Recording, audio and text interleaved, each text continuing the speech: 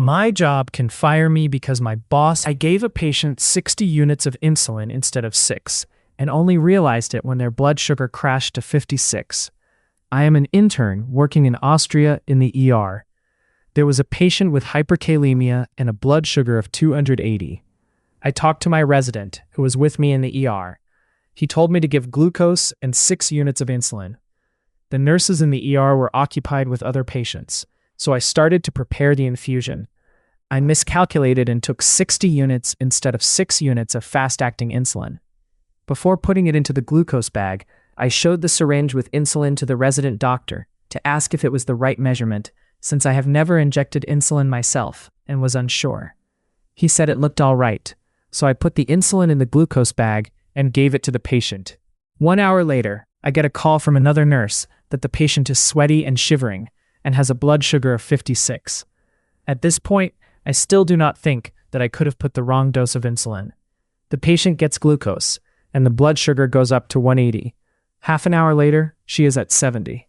Then I start to rethink everything I have done, look at the syringe, and realize that I have miscalculated.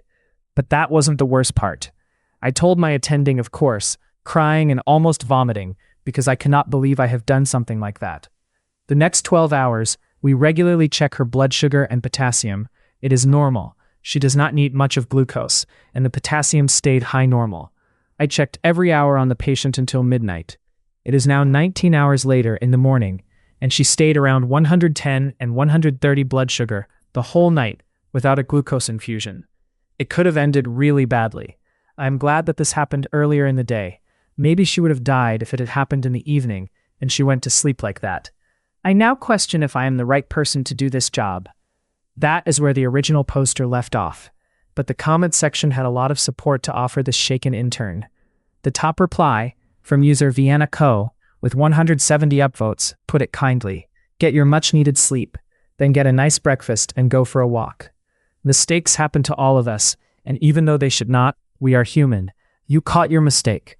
You were open and honest about it, took measures, and made sure your patient is doing okay. It is a lesson which will make you a better doctor. And hello from Vienna, Austria.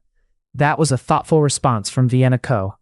Up next, you should know that, my senior resident said, after quizzing me in front of the entire medical team.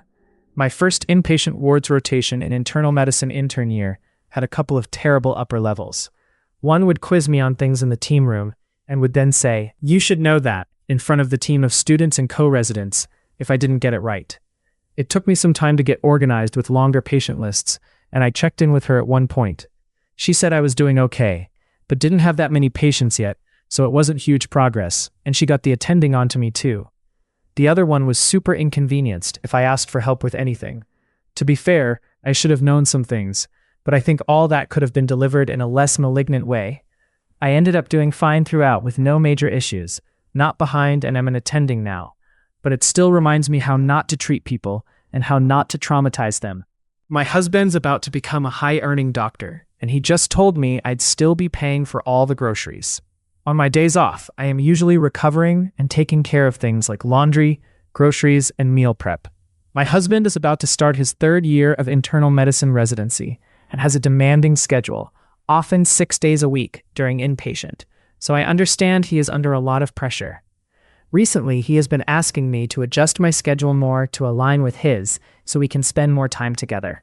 I have tried doing that in the past, but honestly, there hasn't really been anything to look forward to. I end up in the kitchen cooking most of the day while he studies or watches TV. It is starting to feel more like a roommate situation than a marriage. I have suggested we sit down and go over our schedules together, but he feels like I should just be able to follow his calendar without needing him to walk me through it. He is also a picky eater, so I meal prep his lunches for the week. He doesn't like eating the same meal more than once or twice, so I end up making multiple different meals. I didn't mind at first, but lately I have been feeling unappreciated. Financially, we split rent and utilities, and I cover groceries and my personal expenses. But that wasn't the worst part. He mentioned that even in the future, when he becomes an attending, we might keep the same financial structure. Recently, he also said we should combine our income so it is a fair playing ground, but when I asked for clarification, it was not very clear what that would look like. I suggested if we are doing 50-50, we should at least list out all bills and expectations, so it is transparent, but he got mad instead. Another thing that has been bothering me is that he expects me to look good, but doesn't really contribute toward those personal expenses. I used to go out of my way to celebrate him, with small gifts, celebrating the end of tough rotations, and so on, but he often seems unappreciative, which has made me pull back. Because of his money attitude, from my standpoint, I am not comfortable with a joint account, but open to a shared account where we can deposit funds monthly to pay for bills and perhaps save the rest in a joint savings account. In my opinion, I think I do my best to support him, but he is always unappreciative and has something to complain about. Is this a common dynamic? How do you navigate expectations around time, finances, and support without feeling like things are one-sided? I would really appreciate hearing other perspectives. He also did briefly mention he might do a fellowship. Is the scheduling similar to that of residency? Reddit had a lot to say about this. The top comment, from user Neckbrace, with 463 upvotes, reads, "This isn't even a roommate situation. It's like you're taking care of a child. Residency is not that disabling. Making you prepare several different lunches, and you pay for the groceries, is outrageous. This sounds like you are beyond underappreciated. Based on what you wrote, it sounds like he has no respect for you. I'm sure the reality is more complicated than what is conveyed here, but my advice is to stand up for yourself. He can make his own lunches, and you can watch TV." Another reader, user QWEDS1234, added, "I suggest reading what you wrote. All this is childlike behavior on his end. What it is servitude. Postgraduate year 6 here. I cook all meals and clean for my wife. She feels like a roommate, and the internet's advice is brutal. Not to say she doesn't contribute, but it is a clear partnership. There have been times during my residency and fellowship that my wife has felt exactly as you've stated, that it feels like a roommate situation. Without work and conversation, though this is frankly a disgusting relationship that I would not want anybody I cared for to be in. Also, maybe it's just me, but splitting financials like that, after you've essentially invested a ton of time and effort, is frankly a slap in the face." Another reader, user Arcdatus, added, "You guys are married, but still splitting, and after residency may continue to split. Expenses 50-50. Plus he expects you to prep food and look pretty for him? You have got trad wife duties without the benefits, and you are still working a job. The fact that he is so picky that you need to prepare multiple different meals for him, even while being unappreciated, may seem small, but is emblematic of his immaturity. If he doesn't like the food you cook for him, he can do it on his damn own. I am not close to a perfect husband, but these types of guys make me look like a saint. The guy needs to shape up." Up next, I'm a medical resident, and my own brain is the one patient I can't seem to stabilize. I feel ashamed even writing this because on paper I'm supposed to be functioning, helping others, and pushing through. Instead, I feel exhausted. I cycle in and out of feeling okay, then crash again. I've needed multiple medical leaves just to stabilize. Every time I think I'm back on track, something shifts again.